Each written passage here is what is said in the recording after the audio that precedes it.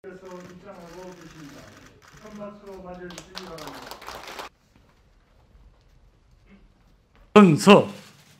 나는 대한민국 공무원으로서 헌법과 법령을 준수하고 국가를 수호하며 국민에 대한 봉사자로서의 임무를 성실히 수행할 것을 엄숙히 선사합니다. 국민의 마음을 받들어 혼신의 힘을 다해 일하겠습니다. 존경하는 국민 여러분, 전국의 공직자 여러분, 먼저 부족한 저에게 국무총리라는 막중한 자리를 맡겨주신 대통령님과 그리고 동의를 해주신 국회에 감사드립니다. 저를 믿고 성원해 주신 국민 여러분들께도 깊이 감사드립니다. 전대미문의 코로나19 상황에서 한순간도 쉼없이 방역에 최선을 다하고 계시는, 또 안정적으로 국정을 관리해 주신 정세균 전 총리님께도 감사의 말씀을 드립니다. 존경하는 국민 여러분, 지금 대한민국은 중대한 전환기를 맞고 있습니다. 코로나19 팬데믹이라는 전 세계적 감염병 위기에 당면해 있습니다. 구조적으로는 사회 경제적 양극화와 저성장, 저출산과 고령화라는 어려움에 직면해 있습니다. 이 위기를 극복하고 새로운 국가 시스템을 만들기 위해서는 양보와 타협, 신뢰와 협력의 정신이 간절히 요구됩니다. 그런데 오늘 우리 대한민국에서는 불신과 갈등이 그 어느 때보다도 깊게 우리 국민들을 갈라놓고 있습니다. 작은 차이를 크게 부풀리고 다른 것을 틀리다고 말하고 우리 편이 아니면 적으로 돌리는 안타까운 모습들이 곳곳에서 보입니다. 이러한 불신과 갈등 속에서는 온 국민이 갈망하는 방역도, 집단 면역도, 민생도 개혁도 어렵습니다. 모든 세대가 각자 도생의 살 길만 찾게 됩니다.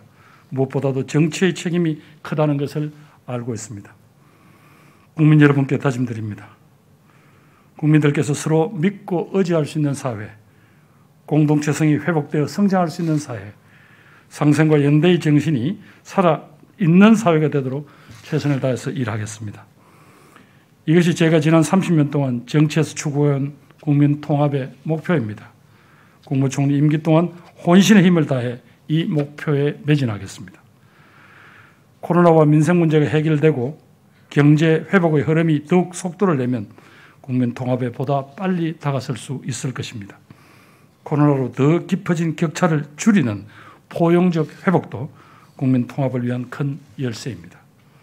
존경하는 국민 여러분, 코로나19를 오래도록 이어진 고난의 시간 속에서도 온 국민들께서는 인내하고 연대하며 협력해 주셨습니다. 조금만 더 힘을 내주시기 바랍니다. 앞으로 정부는 크게 세 가지에 집중하겠습니다. 첫째, 코로나19와 민생 문제의 해결입니다. 민생보다 중요한 국정은 없습니다. 더욱더 철저한 방역 관리와 신속한 백신 접종으로 코로나19와의 전쟁을 최대한 빨리 끝내도록 총력을 다하겠습니다. 코로나19로 인한 양극화가 심화되지 않고 사회 안전망이 더 탄탄하게 작동할 수 있도록 모든 정책적 수단을 동원하겠습니다. 생계주의가 곤란해진 저소득층, 노동시간과 수입이 줄어든 특수고용직, 나날이 늘어나고 있는 플랫폼 노동자에 대한 맞춤형 지원 방안도 지속적으로 강화해 나가겠습니다. 일하는 모든 국민들께서 코로나19와 같은 위기에도 안심하고 일할 수 있도록 고용안전망도 더욱 튼튼히 하겠습니다. 부동산 정책에는 더 이상 실망을 드리지 않겠습니다. 그동안 정부가 추진해온 집값 안정기조의 컨트롤을 유지하면서도 모든 세대에서 실수요자들이 주택 마련에 어려움이 없도록 다양한 정책 수단을 강구하겠습니다. 지난 3월 LH 사태를 계기로 마련된 강력한 투기 건절 방안도 확실하게 이행하겠습니다. 그 어느 때보다도 힘든 우리 청년들과 함께해 나가겠습니다.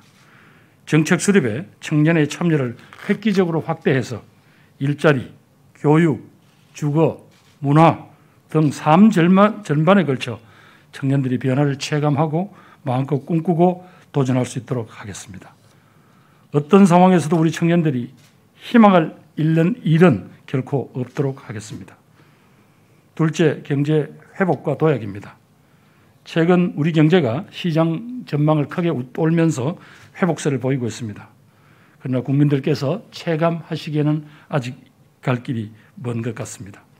빠르고 강력한 경제 회복을 위해 확장적 거시정책 기조를 유지하면서 내수와 수출, 투자에 활력을 불어넣겠습니다. 특히 세계적인 경제 회복 흐름에 대비하여 수출 역량을 강화하고 올해 무역 1조 불을 달성하겠습니다. 방역이 안정되는 대로 과감하게 소비 활성화 방안도 마련할 것입니다. 코로나19 상황에서 대한민국을 위해 우리 기업들이 기울인 노력을 잘 알고 있습니다. 포스트 코로나 시대에 우리 기업들이 활짝 나래를 펴고 세계 시장을 선도할 수 있도록 정부가 할 수 있는 모든 지원을 아끼지 않겠습니다. 선도형 경제로의 도약에 힘쓰겠습니다. 우리 경제의 성장을 이끌어온 주력 산업을 더욱 지원하는 한편 미래차, 바이오헬스, 시스템 반도체를 비롯한 신산업 육성에도 더 힘쓰겠습니다. 2050 탄소 중립 달성을 위해 착실히 준비하겠습니다. 곧 출범할 탄소 중립위원회를 중심으로 탄소 중립으로서의 경제 사회 구조의 대전환을 이끌고 나갈 수 있도록 준비하겠습니다. 우리 국민 어느 누구도 소외되지 않는 경제 체제를 만들어 보겠습니다. 지역균형 발전을 통해 함께 잘 사는 대한민국을 만들겠습니다. 셋째, 국민 화합과 상생 포용에 힘쓰겠습니다.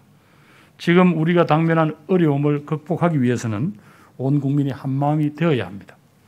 그러기 위해서는 우선 정치권부터 힘을 모아야 할 것입니다. 정부는 국회와 적극 소통하고 정책 추진에서 국회의 협조를 구하겠습니다. 산업화와 민주화를 압축적으로 경험한 우리 사회가 지역, 이념, 세대, 양극화 등 다양한 갈등에 직면해 있습니다.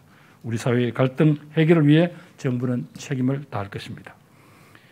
제가 직접 갈등 현장을 찾아 각계각층과 소통하고 상생과 연대를 통해 문제가 해결될 수 있도록 사회적 대화기구 구성을 추진하겠습니다. 코로나로 인해서 더욱 심화된 양극화 상황을 잘 알고 있습니다. 정부의 역량을 포용적 회복과 포용적 도약에 집중하도록 하겠습니다. 이러한 노력을 통해 문재인 정부가 국민 여러분께 약속드린 국정과제 완수를 위해서 최선을 다하겠습니다. 계획의 성과를 성공적으로 안착시켜서 공정하고 정의로운 나라를 구현하도록 하겠습니다. 존경하는 공짜 여러분, 문재인 정부 5년 차에 접어들었습니다. 우리 민족의 긴 역사를 되돌아보더라도 코로나19의 마지막 고비를 넘어야 하는 앞으로 1년은 그 어느 때보다도 중요한 시점이라고 생각합니다. 그동안 추진한 정책과 계획 과제들을 성공적으로 마무리하고 코로나19 이후의 도전에도 선제적으로 대비해야 할 것입니다. 언제나 국민이 최선입니다. 국민을 위하고 국민과 함께하는 공직자로서 명심해야 될 원칙 3가지만 말씀드리겠습니다. 첫 번째 원칙은 공정과 투명입니다. LH 사태를 비롯한 여러 가지 일들로 공직사회에 대한 국민의 실망과 우려가 큽니다. 최근 공직자 이해충돌 방지법이 통과되면서 공정하고 투명한 공직사회로 가는 제도적 틀은 마련이 됐습니다. 국민들 앞에 부끄럽지 않도록 청렴한 공직사회를 만들어 나가십시다. 둘째 원칙은 현장입니다. 행정의 기본은 현장에서 국민과 함께하는 것일 것입니다. 보고서에서 보이지 않는 것이 현장에서는 보입니다.